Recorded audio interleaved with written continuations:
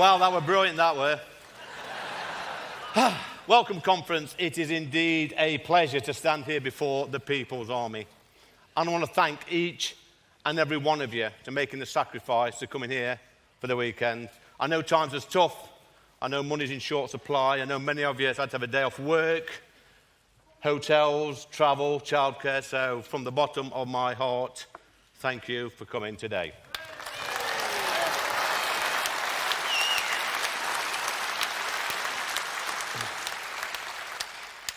I want my country back.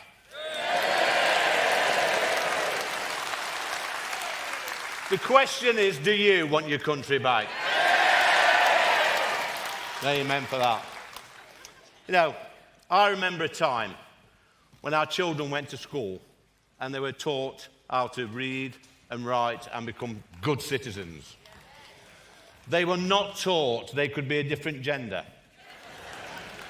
They did not have to sit down and listen to a 6'5" drag queen read stories to them. This has been happening under our watch in this country. It's an absolute disgrace. I want this nonsense to stop. Yeah. Let children be children. Let them grow and develop and learn and make their own mistakes. They'll figure it out when they get to 18.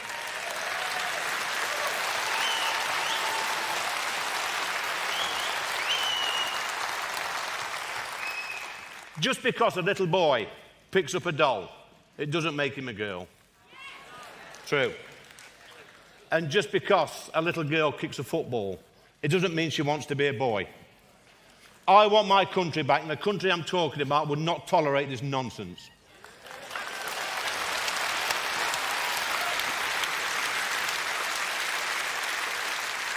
Over the past few years, nearly 150,000 illegal migrants have crossed the English Channel, and they've been picked up by British boats and then placed in 4-star hotels, given free legal advice, and then allowed to settle in our country. It's a disgrace.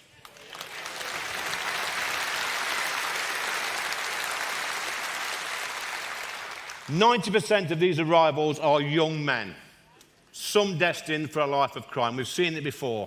They've come into this country and committed all sorts of horrific crimes. And our governments have passed 3 acts of Parliament to stop the boats, and they still keep coming. These men have broken into our country.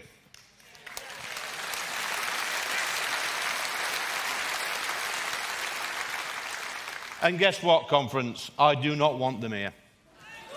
Come on.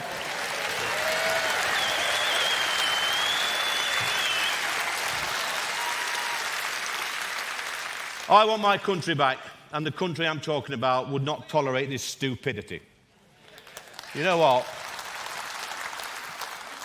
Back in the 80s and 90s, in Ashfield, where I represent, the capital of common sense, it's true, it's true, I live there. If you applied for a council house back in the 80s and 90s, the council would give you 3 sets of keys and say, go and look at 3 houses and pick the one you want. Nowadays, 7,000 people on the council house waiting list in Ashfield. You've got literally no chance at all of ever getting a council house. And yet, Parliament thinks it's a good idea to let over 1 million people a year enter our country. That's hundreds of thousands of extra people putting extra pressure on our public services, whilst decent, hard-working Brits can't get a dental appointment, a GP appointment, a school place for their kids.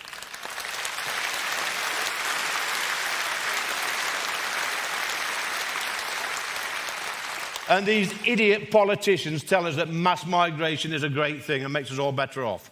Idiots, a lot of them.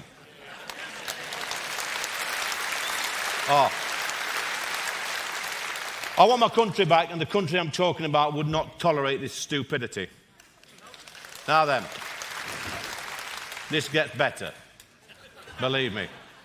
Back in the day, if we had civil unrest on our streets, you could be rest assured that our boys in blue would quickly be on the scene and get stuck in, so decent folks could go about their daily life.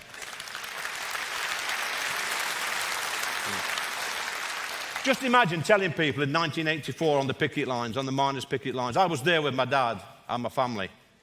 Just imagine telling the police and the striking minds at that time that fast forward 40 years and we'd see a load of undernourished, vegans, grey-haired, yeah, armed with a Just Stop Oil high-vis vest and a dangerous pair of Jesus sandals. Yeah. Entering London and bringing the whole capital city to a standstill, whilst the Metropolitan Police stood by and did nothing, apart from dance the Macarena.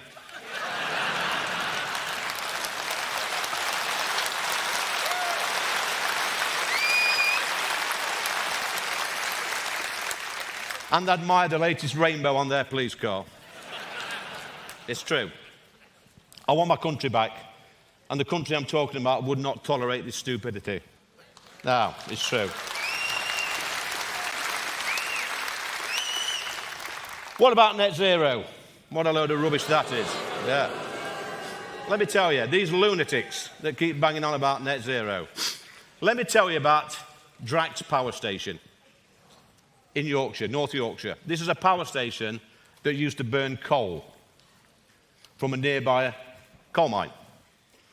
Now, what does it burn now? It burns wood. Genius. This wood,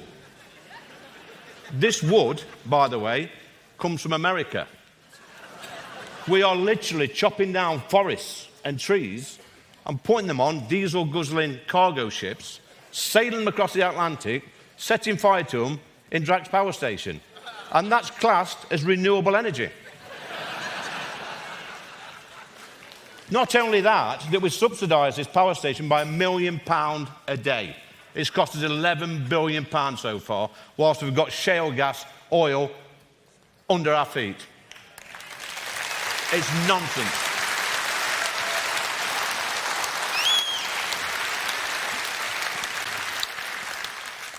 In March this year, I think it was March, might have been April, March this year, I became the Reform UK's first ever Member of Parliament. Yes, that's right.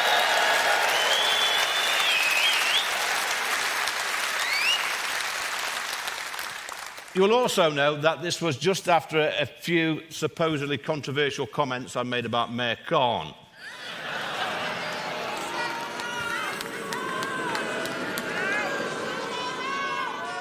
I like to think of it as constructive criticism. In my opinion, he has given our capital city away and he should be thoroughly ashamed of himself.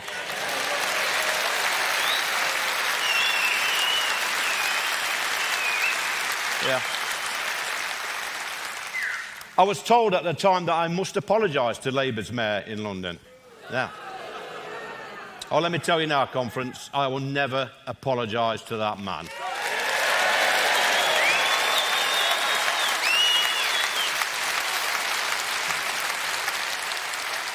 Let's look at his track record. Overall crime up by 21%, violent crime 35%, homicides 5%, knife crime 54%, sexual offences 51%. It should be him who's apologising to the people of London.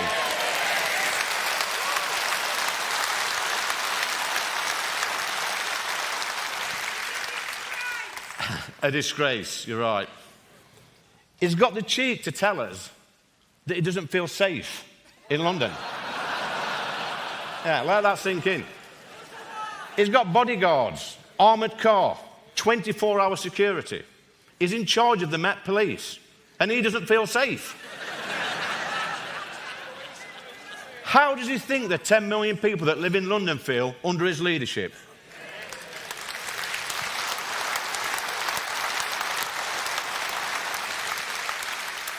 This man needs booting out of office for the sake of London.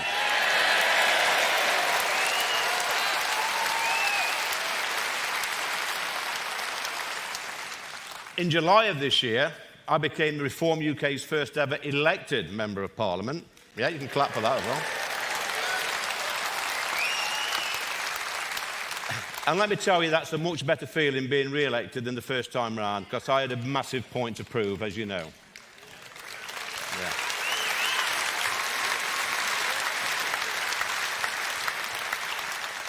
But, conference, the greatest achievement during my political career was in 2022, I was voted the worst man in Britain by the Daily Mirror. Yeah.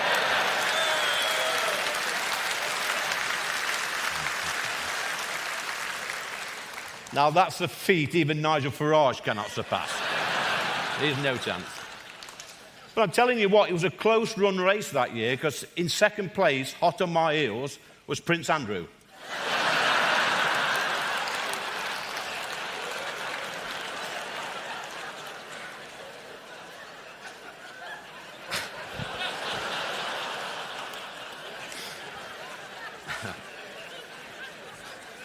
Even I find it funny, and I've read it about 20 times. So. Yeah, the Daily Mirror criticised me for my stance on the England side taking the knee. Nobody should be taking the knee to Black Lives Matter.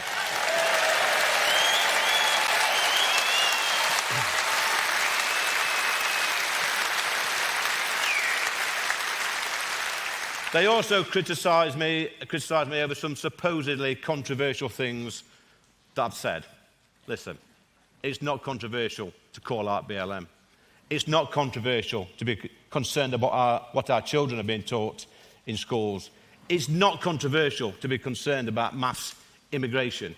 It's not controversial to be concerned about rising crime in our country. And it's not controversial to defend our history, our heritage, and our culture.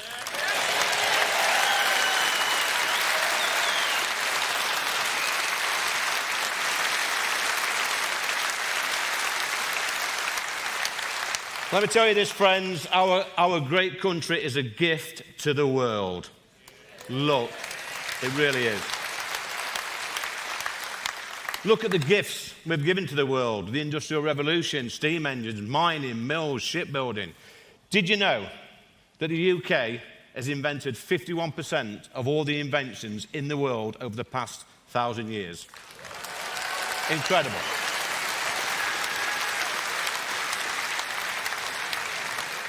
We are the greatest country in the world when it comes to inventions. Yet we cannot invent anything to stop the small boats.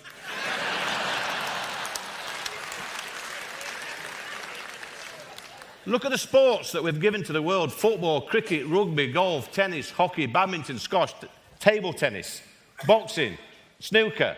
The list goes on and on. Look at culture: D.H. Lawrence, Wordsworth, Keats, Byron, Shakespeare, Dickens, Tolkien, Orwell, Jane Austen, Ian Fleming, C.S. Lewis, George Eliot, and the greatest cultural hero of our time, Jim Davidson. Where is he? Where are you, Jim? Where is he?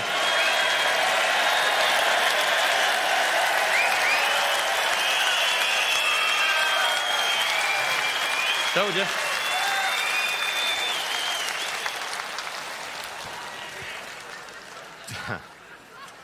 He didn't know about that.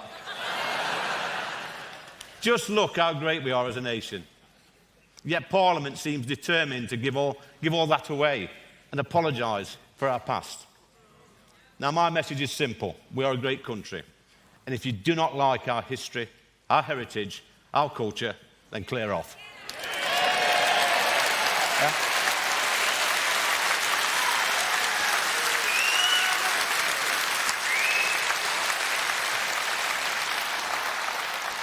Is that plain speaking enough for you? Is that, yeah?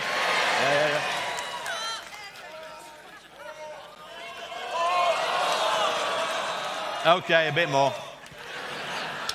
Let's be honest, friends. We have made mistakes in the past. And when we make mistakes, we must apologise. And we've been responsible for some awful things. Things like the BBC.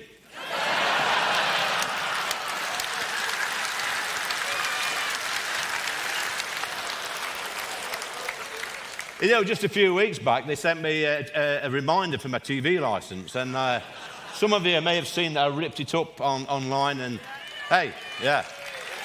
Listen.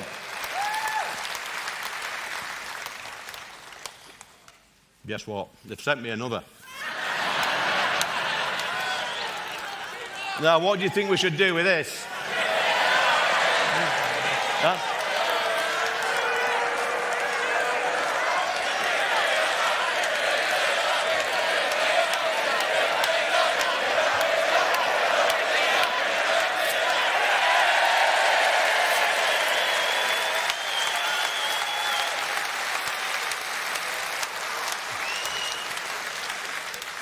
Friends, we have a real battle on our hands to save our great country. You know this.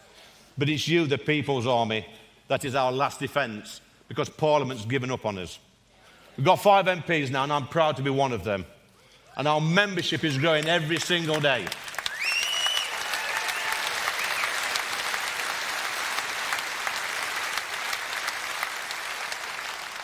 Next year, we're going to win hundreds of seats, council seats, across the country. That's a fact.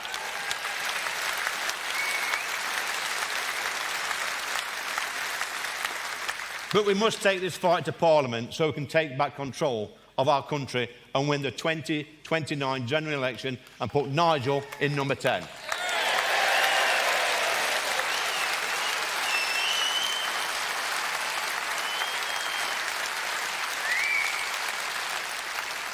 Friends, we can do this, but we can only do it if we stand strong. The establishment absolutely hate us.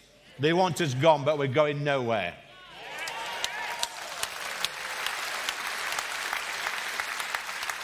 They will not allow us on the select committees as they do not like scrutiny. And they do not want us on GB News either. They are trying to cancel us. But we have 4.1 million people in the People's Army, and it's growing every single day.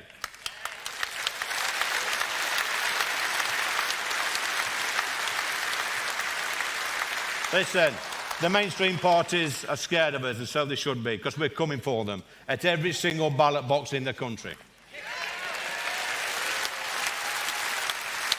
Friends, stay strong, keep the faith, spread the word, and together we will get our country back. Thank you.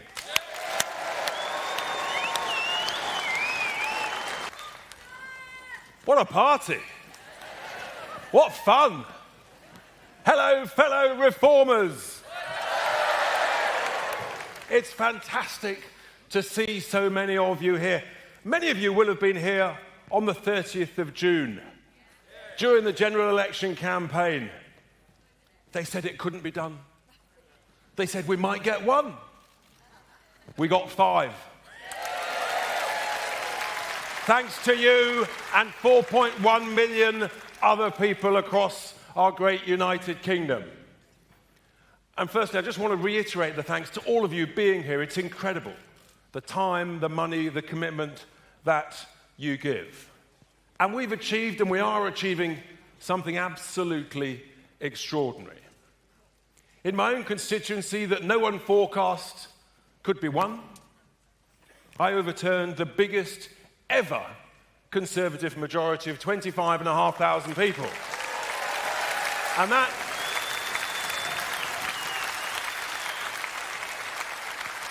And that was with your help, with the constituents' help, but also in particular the help of my brilliant team who are here today, led by the amazing Ryan and Co. Please give them a round of applause.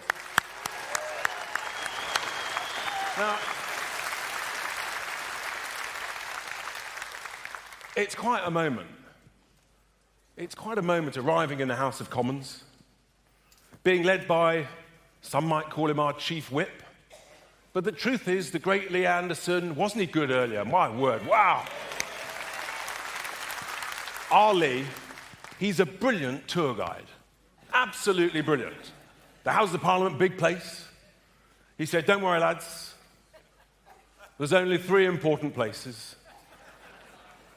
The chamber, the bar, and the smoking terrace. Now, importantly, I'm not going to tell you in which order he thought was most priority. But I have to tell you, it is quite a moment as you go into the chamber, which is much smaller than anybody can believe. And the last thing you see as you go into the chamber is that statue looking down at you, wishing you luck, and wishing you belief in our great nation. Yes, the statue of Sir Winston Churchill. It sends a shiver up my spine every time I go past.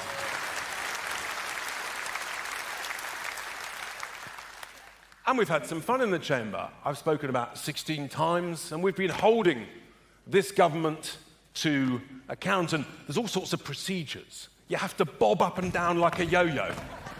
God, I sat there for 4.5 hours. bobbing up and down. And Lee tells us what to do, the brilliant Lee. And let me tell you, we talk about thanks. But when Lee Anderson had the courage, the conviction, the passion, and the belief to make that huge leap, when he looked me in the eye back in February, he shook my hand and he said, "Richard, let's do it." We did it, and that was the moment.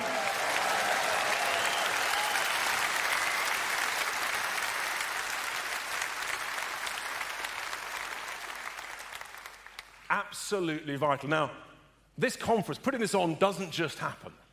And talking of thanks, the next speaker, our new chairman, is doing a brilliant job. Without Zia Youssef, this would not have happened without his incredible team. Zia, many, many thanks. Incredible. And of course,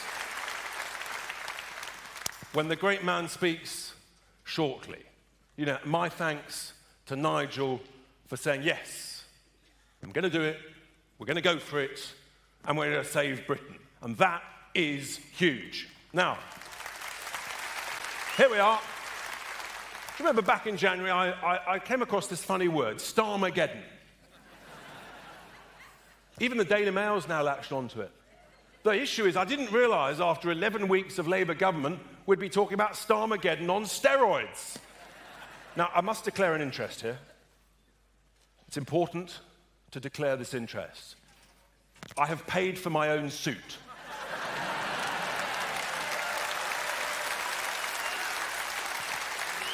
Who knew? I don't know, what do I call him? Do I call him Sponger Starmer? Do I call him Scrounger Starmer?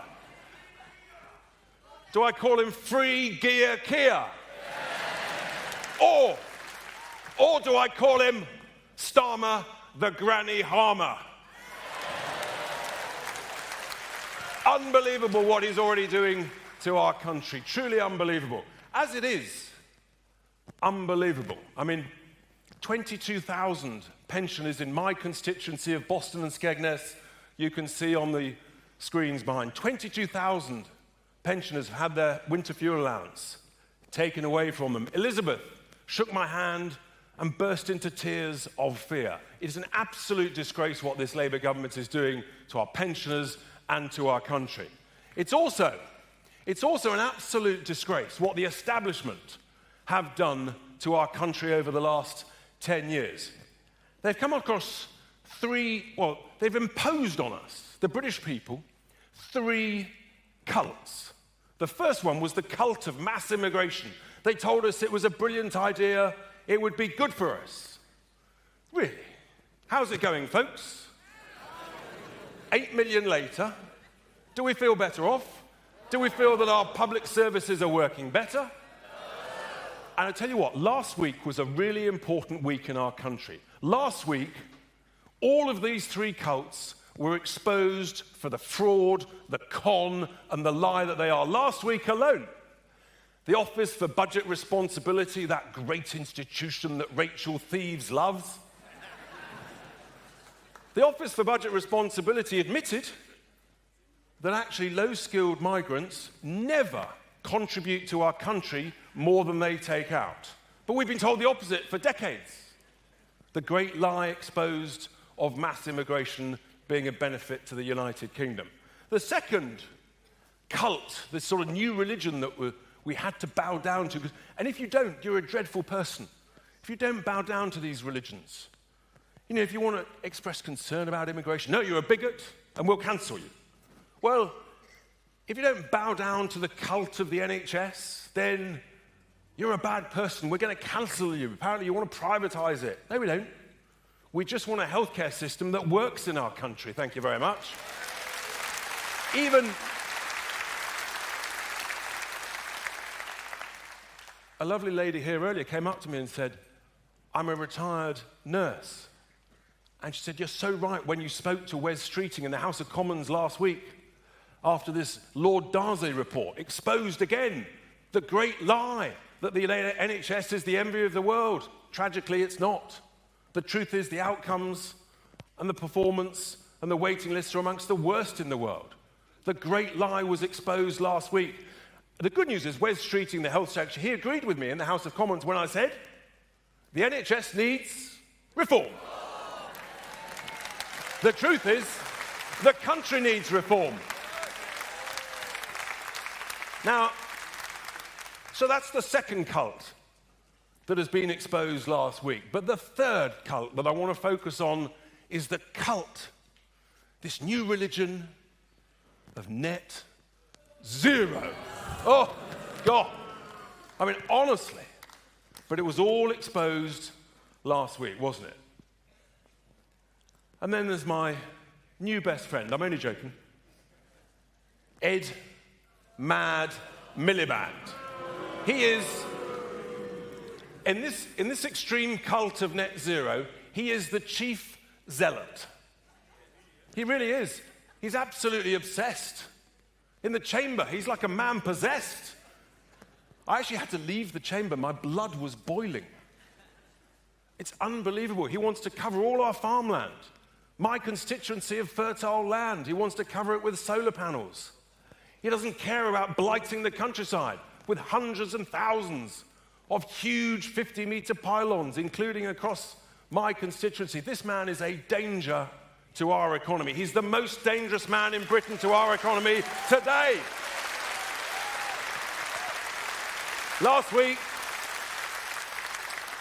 we had thousands of jobs sacrificed on the altar of net zero in Port Talbot. The business secretary had to admit that he agreed with me. We have a problem with our energy prices, our electricity prices. Yes, we absolutely do, because of the madness of net zero.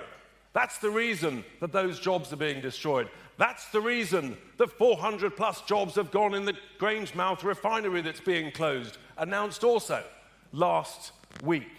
Absolute insanity. There's thousands more jobs going to go, sadly, in Scunthorpe. And then we had the other news. Yes, they're not going to proceed with the coal mine in the northwest. Hundreds more jobs lost. And there's a reason we're going up in the polls in the wonderful nation of Scotland, and that's because the oil and gas industry is terrified about the destruction of those jobs there. As you can tell, I've got to be honest, I'm pretty wound up about this. It may have come across. So, quite right, sir. Are you wound up about this? Yes! Excellent. We're all on track. They are. It's unbelievable what's going on. And when you travel to other nations who have been lucky enough to enjoy, like we do, oil and gas energy treasure, do you know what they're doing? They're all extracting oil and gas as fast as they can. In the Middle East, nations like the UAE, Qatar, Bahrain, in the US, in Asia. And let me tell you, when you read their newspapers and you watch their TV, there are two words they don't talk about. Their eyes on the phone. They never mention the words net zero. Do you know what they're doing? They're laughing at our naive stupidity. Absolutely laughing as they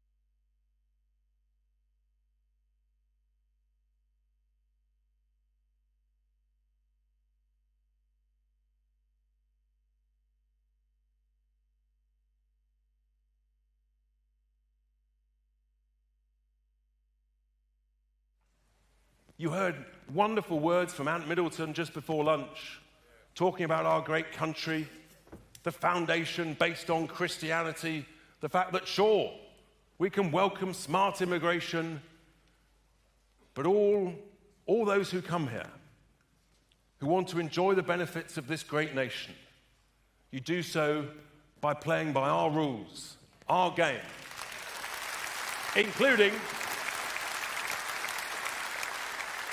And we have that sense of fair play. When people say, what do you mean by the British culture, the British sense of value? I always go back to that sense of cricket, that sense of fair play. And Lee talked about the great sports that we invented, like so many other things. I could go on, but time is pressing. Zia's waiting, Nigel's waiting. But let's just finish with a message of optimism, of hope. I believe we can save this great country. Do you? Yes! Are you sure? Yes! Can we win the next general election? Yes! Then let's do it. Thank you very much.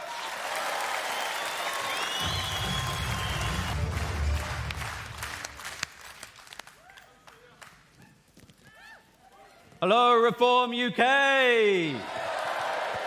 Are you fired up? Good. You should be fired up, because Reform UK is on a roll. We have the wind in our sails.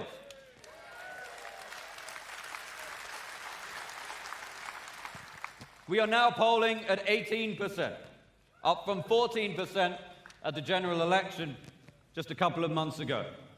We've opened hundreds of Reform UK branches across the country. Our membership has surged to 80,000 people as patriots like you, ladies and gentlemen, join our movement.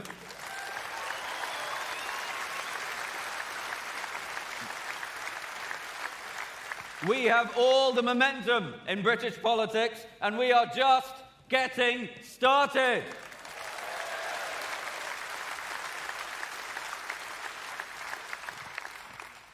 But we meet, ladies and gentlemen, at a time of great peril for our country. Working people in Britain feel betrayed, demoralized. They see the nation and the culture that we love being robbed from underneath us. Many of them fear walking to the local store lest they fall victim to the knife crime epidemic the Westminster elite are too cowardly to curtail.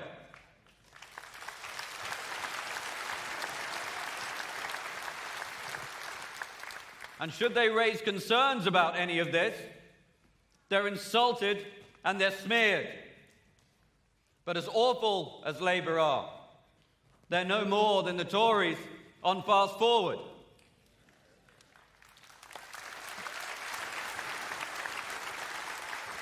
Both parties leave our border open, explode the size of the population, raise taxes, drive fuel bills up, release violent criminals from jail early, and put foreign citizens above their own.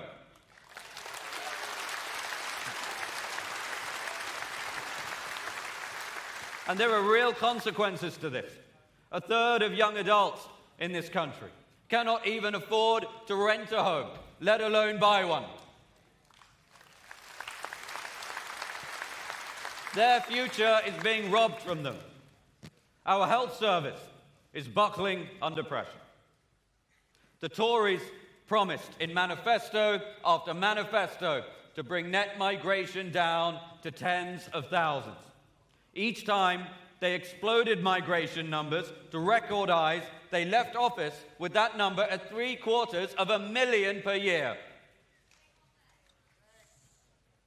The Tories told us what we wanted to hear, and then they betrayed every value their voters elected them to uphold.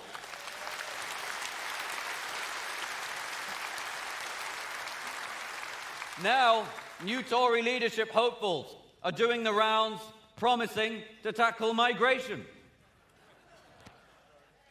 This despite all of them being in the government that presided over the greatest betrayal of the British people in history.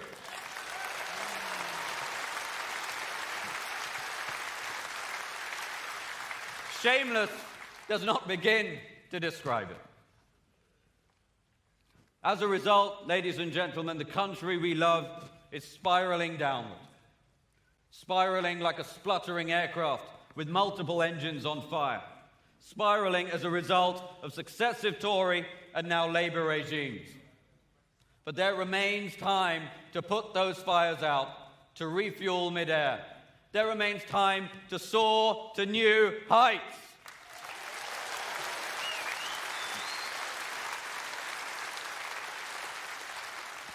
Doing so will take bold, decisive action. And only we can do this. Only Reform UK can do this.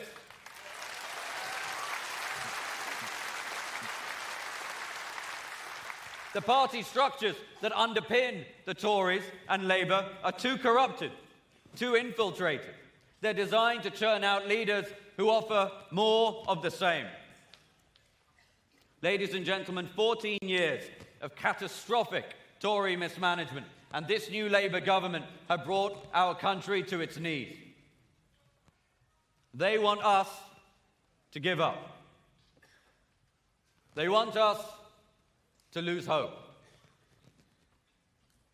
But while this great country may be on its knees, patriots across the land are standing up. Patriots like you, the amazing men and women in this room, are standing up and saying, no, we are not having it.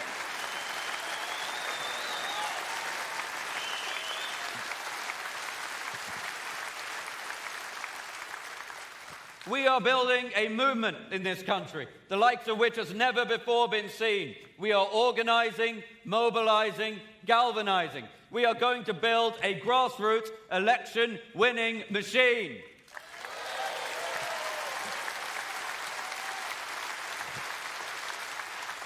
If we do that,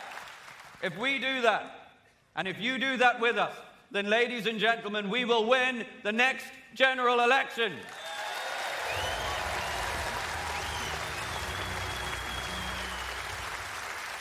And as we embark on the next chapter of this extraordinary voyage together, let us remind ourselves why we are all here, why we must succeed on our mission. British values that undergird our very civilization have come under all-out assault. It is down to us, it is down to you, to protect and celebrate the miracle of British values. These are the values of equality before the law, the presumption of innocence, freedom of speech, freedom of religion. These are the values that have been exported across the globe. They've given rise to the United States, to Canada, to Australia. British values are the foundation on which human ideas come to flourish.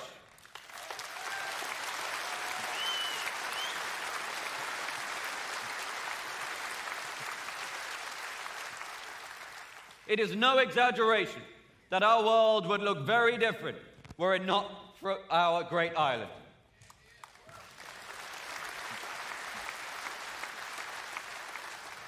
You know, prior to 1928, hospitals were full of people who would die of blood poisoning from a simple cut or scratch. Doctors powerless to help. That wasn't until in September 1928, when a professor of bacteriology at St. Mary's Hospital in London returned from holiday. He set about sorting through some Petri dishes when something caught his eye. That professor was called Alexander Fleming.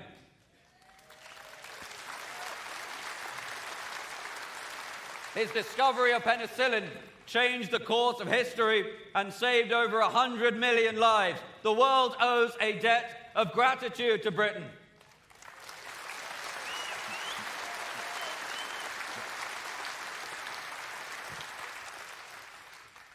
We have blazed a trail for the world, not just in science, but in the arts and in literature. We gave the world William Shakespeare and Jane Austen, George Orwell and J.K. Rowling.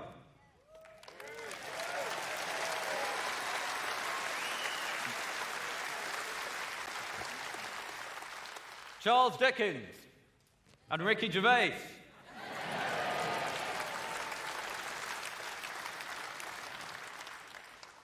British values are the ultimate gift to us. Gifts from those who conceived of them, and then the millions who laid down their lives to protect them for us. Let us not forget the sacrifices made for us to preserve this gift.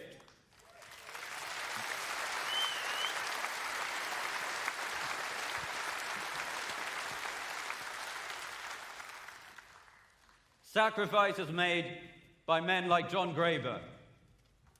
Lieutenant Greyburn was born in India and raised in Dorset.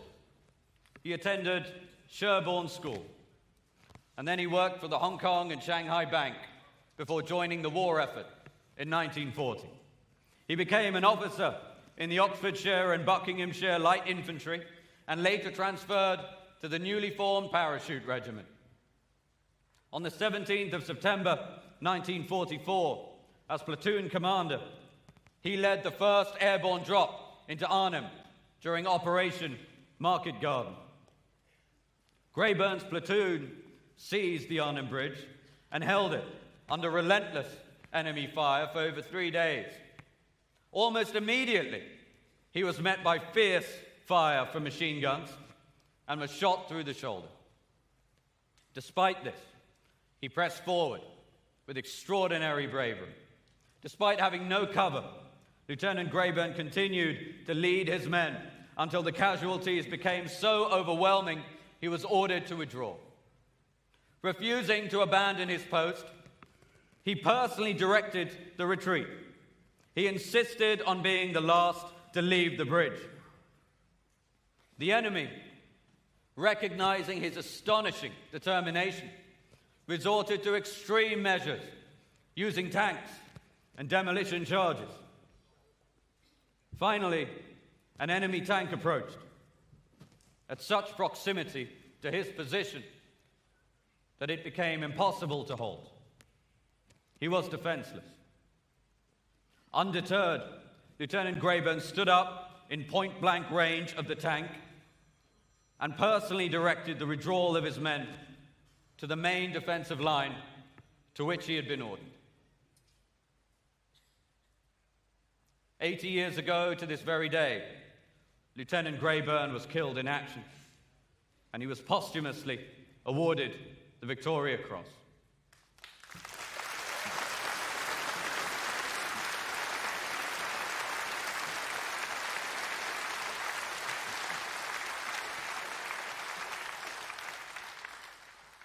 Without his inspiring leadership and personal gallantry, the Arnhem Bridge could never have been held for so long. Stories like this remind us just how much is at stake, how grateful we must all be to those who made the ultimate sacrifice to ensure we enjoy the freedoms that so many now take for granted.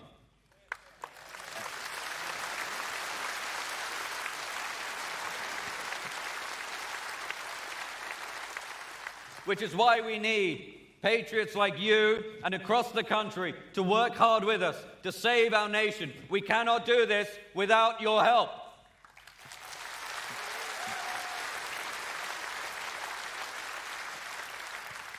Time, however, is short.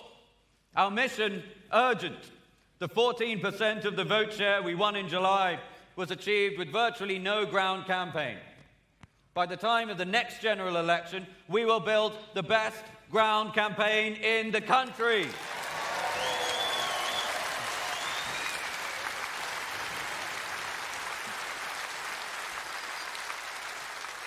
The enthusiasm and energy that reform has is already unsurpassed. What we need are systems and infrastructure to harness it. I've now been chairman of reform for 2 months. In that time, we've seen our membership surge to 80,000. We've launched hundreds of reform local constituency branches and prepared to stand thousands of candidates in local elections next year.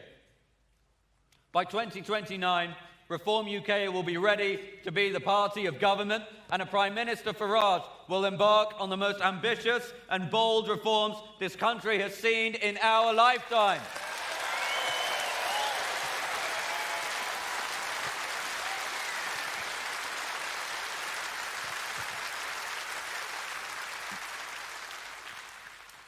Now, we have been told by an army of skeptics that we cannot do this. We've been told that the rotten two-party system is the only show in town. Those same cynics say we could never escape the vice-like grip of the European Union. Those same cynics said we could never win parliamentary seats. Nigel Farage has already proved those doubters wrong in the way only he can.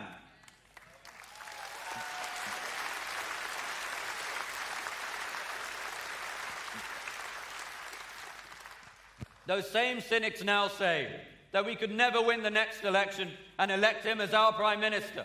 Well, we have news for them. Just as has happened so often before in our proud history, the indomitable spirit of the British people will prevail.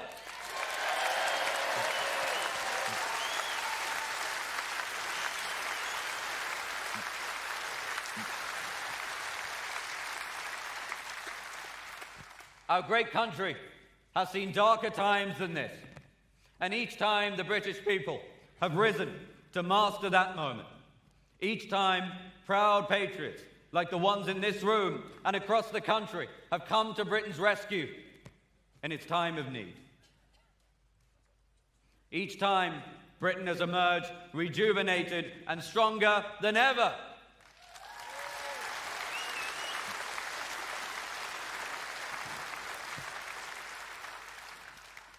Inspired by Nigel Farage's example, we will never bow to the mob, never succumb to their intimidation or cower in the face of their threats. For this is a battle for the soul of this nation, and we will not yield.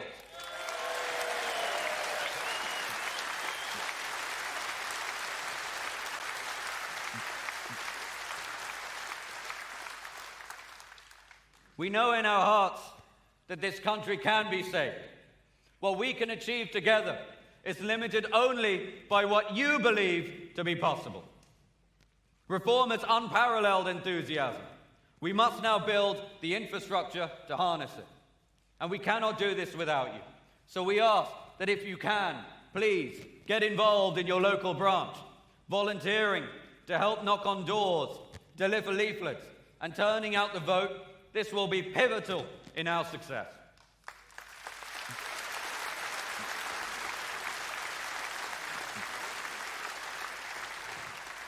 If you do that, we can make huge gains in the council elections next year, perform brilliantly in Scotland and Wales the year after that, and then we will see Nigel Farage at the podium of Downing Street, and we will usher in a new era of hope and prosperity for the United Kingdom.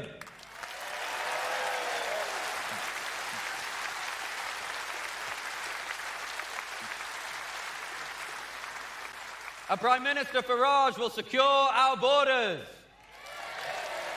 freeze migration, defend and celebrate British values, stop the boats, get the knives off our streets, cut energy bills, and put British people first. We will turn this ship around. We will save this country. We will return Britain to being the poised and powerful country we know it can be, and we will leave a Britain for our children of which we can be proud. Thank you very much, Reform UK.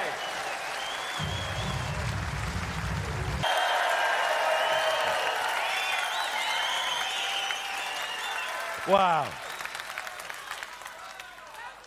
Now just give me a second. Just give me a second.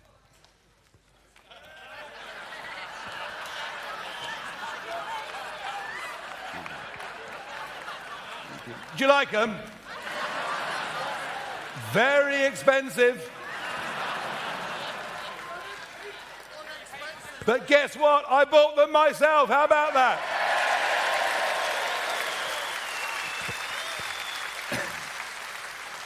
Wow. I got to tell you, the energy, the optimism, the enthusiasm that we've got in this room is not something that could be replicated by any other political party in this country. And indeed, I wonder whether there's ever been a party conference in this country with this level of energy and fun. Thank you so, so much, all of you, for coming along and supporting us. So it was the middle of May, end of May this year, and my life was going pretty well. I just had a big 60th birthday. I'm in not bad health, which is down to clean living.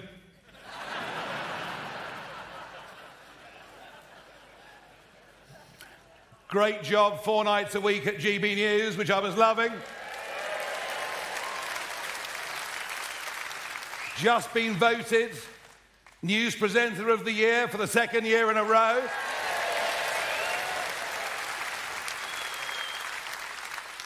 And I had not 1, but 2 grandchildren on the way.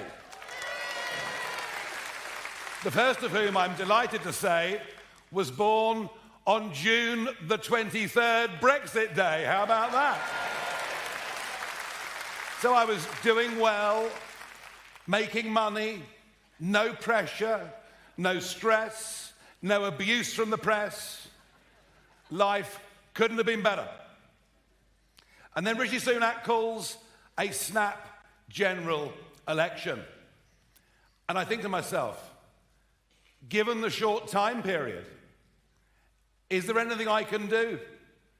And actually, would I want to do it?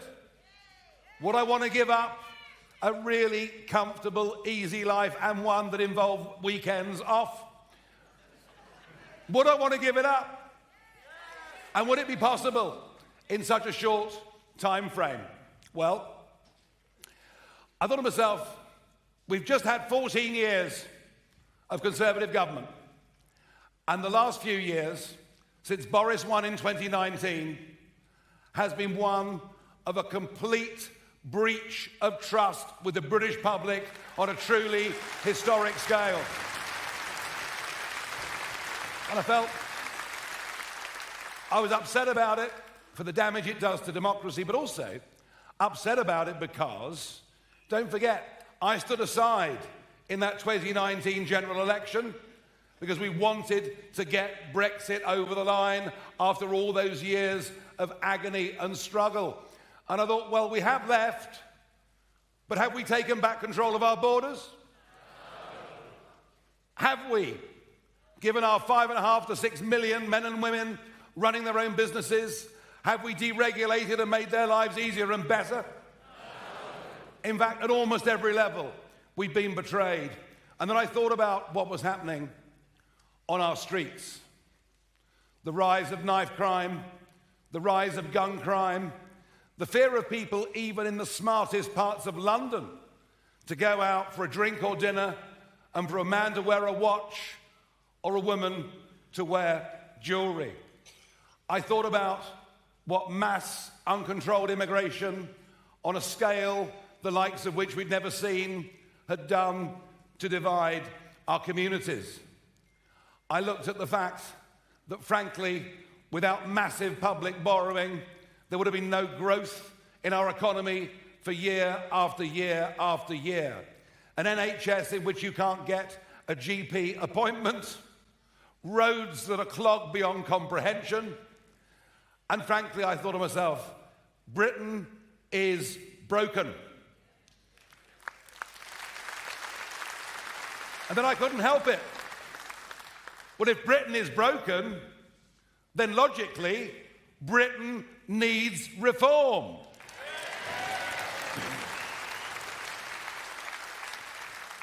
So I was really in a terrible quandary as to what to do, genuinely. And then I went down to Dover for a day. I went and joined Richard up in Skegness, Lee, in his constituency of Ashfield. And I began to have people in the street walking up to me, speaking to me as if almost I was letting them down by not giving up my lovely life. Anyway, in the end, I thought, whatever obstacles, the fact we've only got a few weeks The fact that 40% of the population don't yet know who reform even is. I thought despite all of that, actually, there are two achievable goals in those 4 weeks and 3 days. The first clear, achievable goal was to get millions of votes, and the second,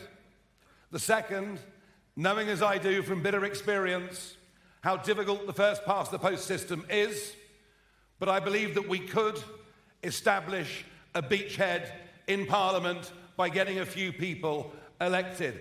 And I'm proud to say that in the early hours of the 5th of July, both of those objectives were realised.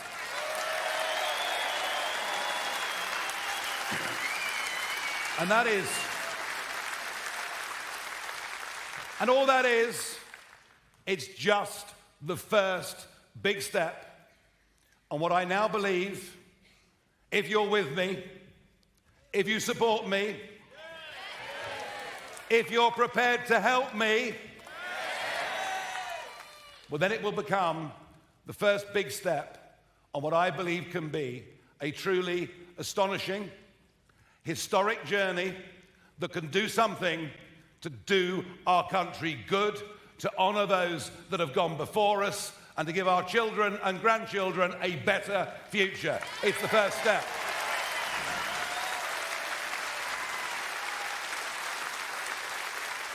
Now, we could have done better. We could have done better, but at that stage of the game, and this is absolutely not knocking Richard and what he did to keep this thing alive for all those years, we weren't big enough. Give Richard a round of applause. Go on.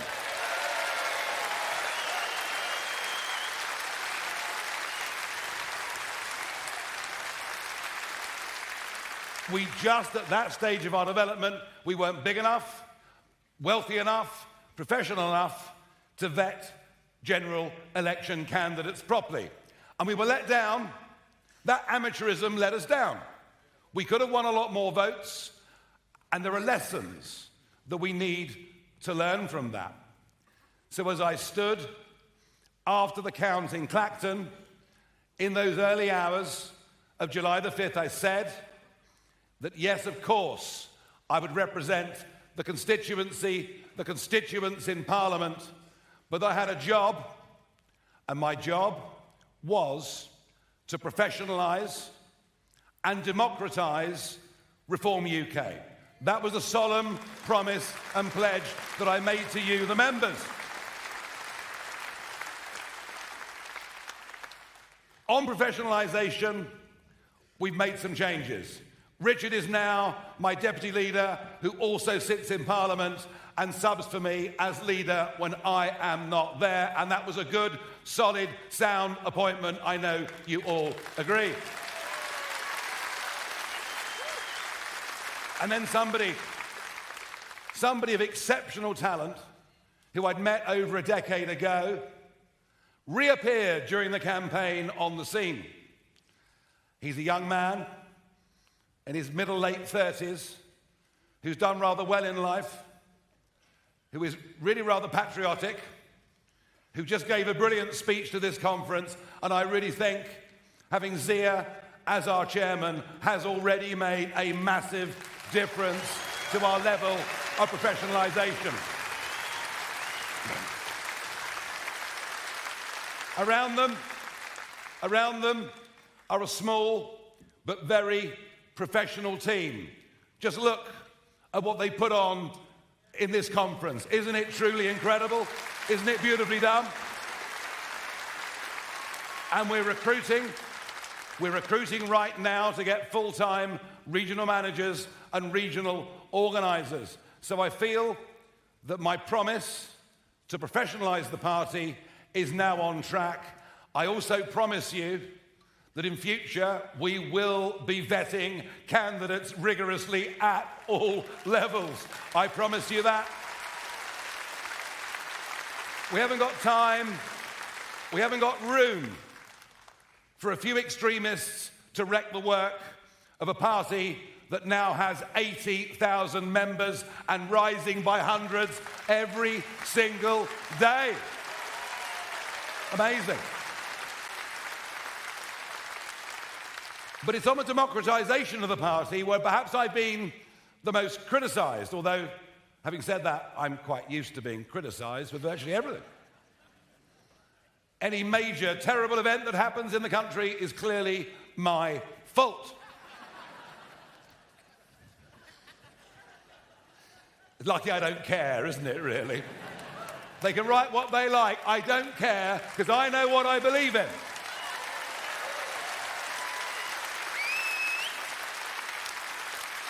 Now, I set this up as a limited company guaranteed by shares, and I owned 60% of the shares.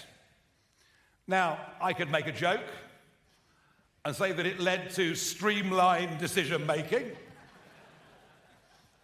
but I did it for two reasons.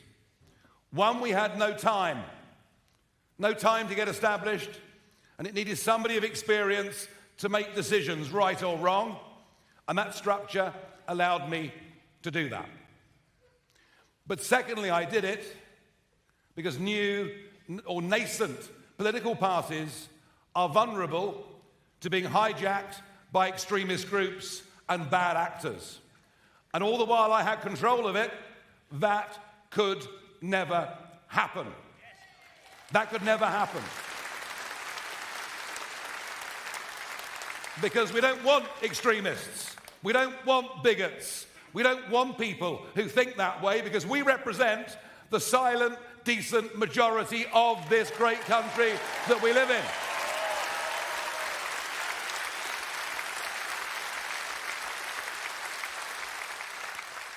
But the time has come. The infant that Reform UK was has been growing up. We had the teenage tantrums, which were those that caused us harm in the general election. But we're now at a different point. The party is an adult. And this weekend is when Reform UK comes of age. We come of age, and so I've got to make, and I want to make, the necessary adjustments. There will be before you tomorrow, well, you've had it already on email, there'll be a vote tomorrow morning on a constitution for the party. We changed the structure of the party. No longer will it be a company guaranteed by shares, but a company limited by guarantee.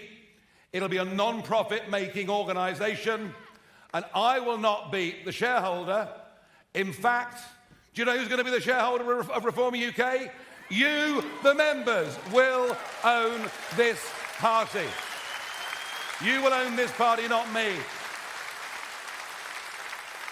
And we will have a board to manage the party with significant elected representation from the members.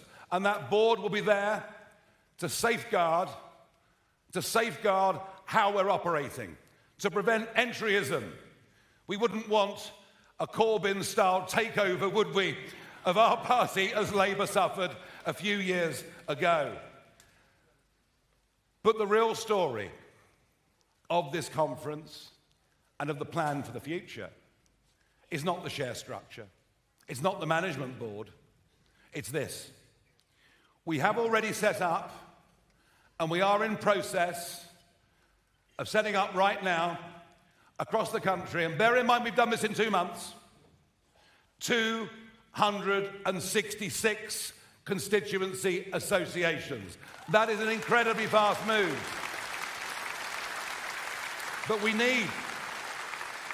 need those branch associations in literally every constituency in the land. I went up in the campaign to Sunderland to do a public event. It was organised at 48 hours' notice, and 1,000 people arrived. It was incredible. And we were there in Sunderland, where they don't generally like people from Newcastle. But we had Sir John Hall, who was there, who's here with us today. Welcome, Sir John. Lovely to see you. And really good to see you. And John said to me, And he's getting on a bit, but he's done a few things in life. And he's rather bright. He said to me, the problem is these 1,000 people, you remember? They'll all go home and not know anybody else. And it's really what Ant Middleton was talking about this morning. It's about building teams. It's about having unity. And it's through the branches that we get these structures. It's through the branches that we raise money. It is through the branches that we find the necessary candidates to fight elections. It is through the branches that we actually become part of the local community, not just a national political party. And there is a template for this. Now, I never thought I'd say this, but we have to model ourselves on the Liberal Democrats. Now, that doesn't mean that you'll see me cascading down waterfalls. And I won't behave in a way that I think is particularly stupid, even if others think I do. Now, the Liberal Democrats build branches. The Liberal Democrats win seats at district, county, and unitary level. The Liberal Democrats build on that strength. The Liberal Democrats put literature and leaflets through doors repeatedly in their target areas. And despite the fact they haven't got any policies at all, in fact, the whole thing's really rather vacuous, isn't it? But they managed with a vote much lower than ours to win 72 seats in Parliament. So not only am I giving you the shares of the party, I'm actually giving you the responsibility for making this a success. Whatever we do,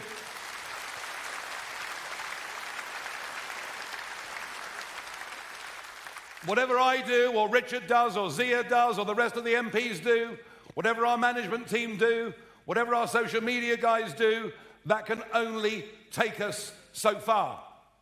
We will not realise our dream unless the People's Army of supporters are organised, unless the People's Army of supporters are helped to professionalise, unless that People's Armies fight elections not just as a paper name on the ballot, but with the intention of winning as many seats as we can. This party will succeed or fail in its historic mission, according to what you 4,000 good folk are able to do and to impart over the course of the next few years. It's up to you. It really is up to you. Now, I'm used to being on impossible political journeys. I was told, Nigel, you're wasting your time. You're wasting your breath. Britain will never, ever leave the European Union. Well, it might have taken a long time, but you know what? We damn well did it against the entirety of the British establishment. And so, when Zia comes along as chairman and says, well, it's obvious, we're fighting to win the next general election.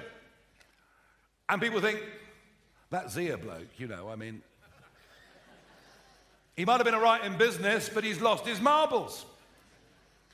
But I don't think there's ever been a time when there is greater disenchantment in the two big parties that have dominated our political life for the last 100 years. Labour have not won through love.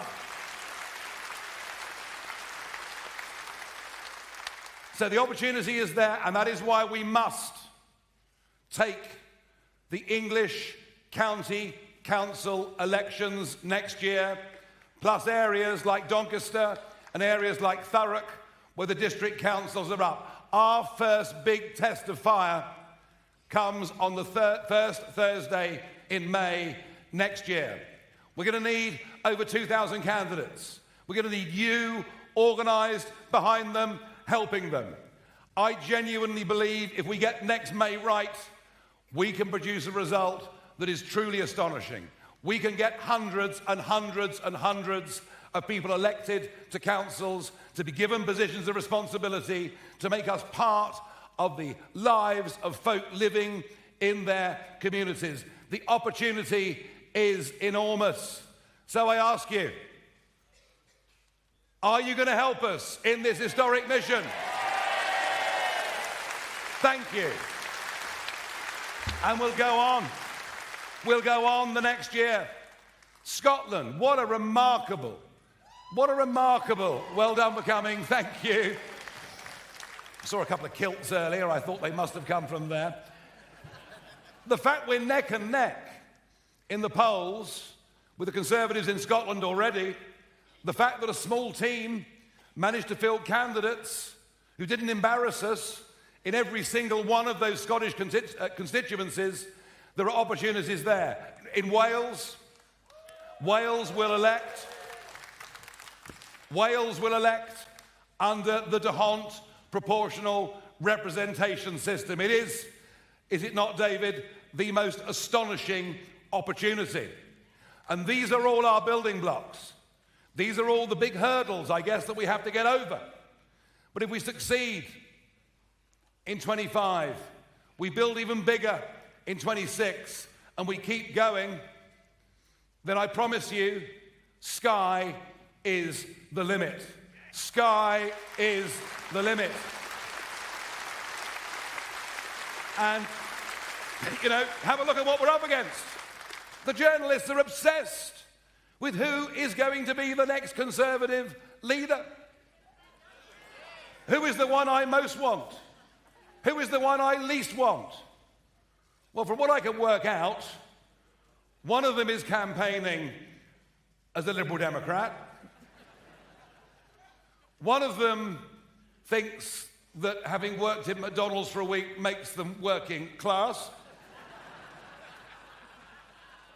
One of them appears to have had a Damascene conversion from being part of the establishment and the established view to suddenly saying things that many of us in this room would agree with, but lacks any discernible personality whatsoever, and would lead a party that is split down the middle anyway. And the last of the four has got the most inappropriate surname I've ever come across in my life, which indicates an IQ rather higher than I actually believe they have. And the truth is, I don't give a damn who the next leader of the Conservative Party is. I really don't. The point about them, it doesn't matter who leads them, the brand is bust. The brand is broken. People will not go back to them. They've let us down so badly. And as for Labour, I mean, goodness me.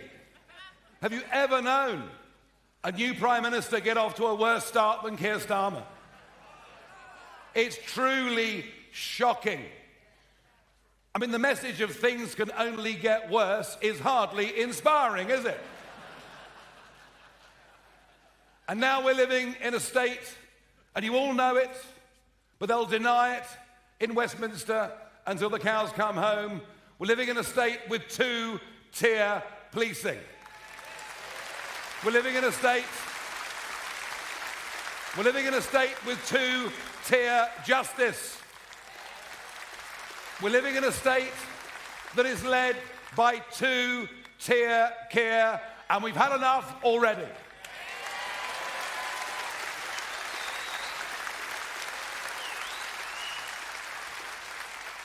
One in four of those that voted Labour in the general election on July the 4th, 1 in 4 already say they are considering, they are inclined to vote for Reform UK. Already.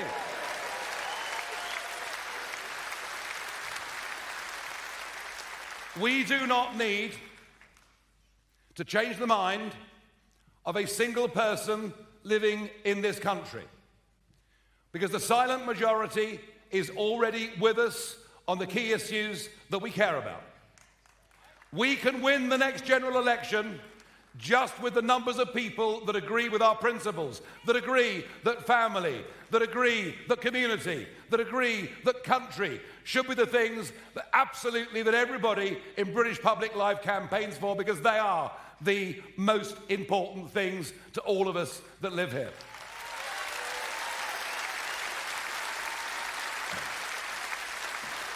No.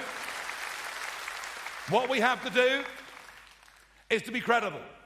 What we have to do is to be on the ground everywhere.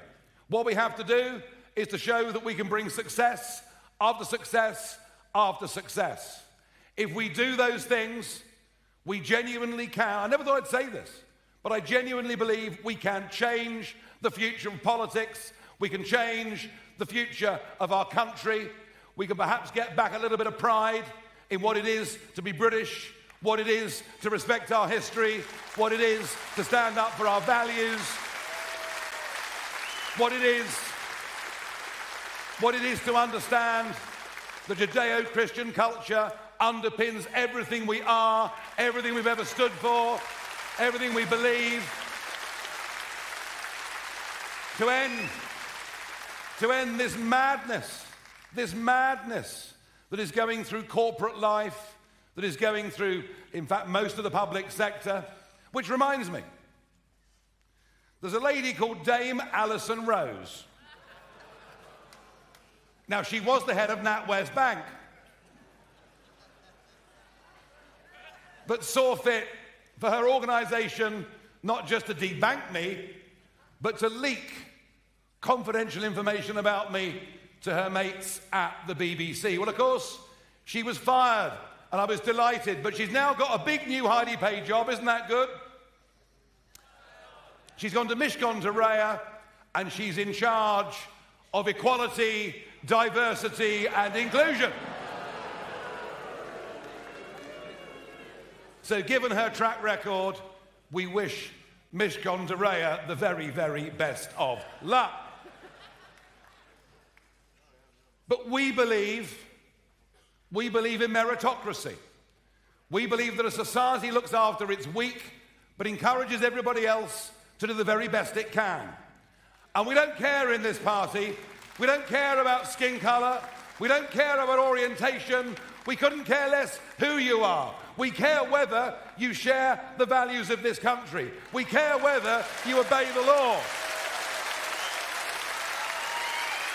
And we'll judge you on who you are. We'll judge you on who you are as a person. Isn't this what everybody wants? Is that what we're going to fight for? Can we succeed? Can we make history? Are you going to be part of it? Thank you very, very much indeed.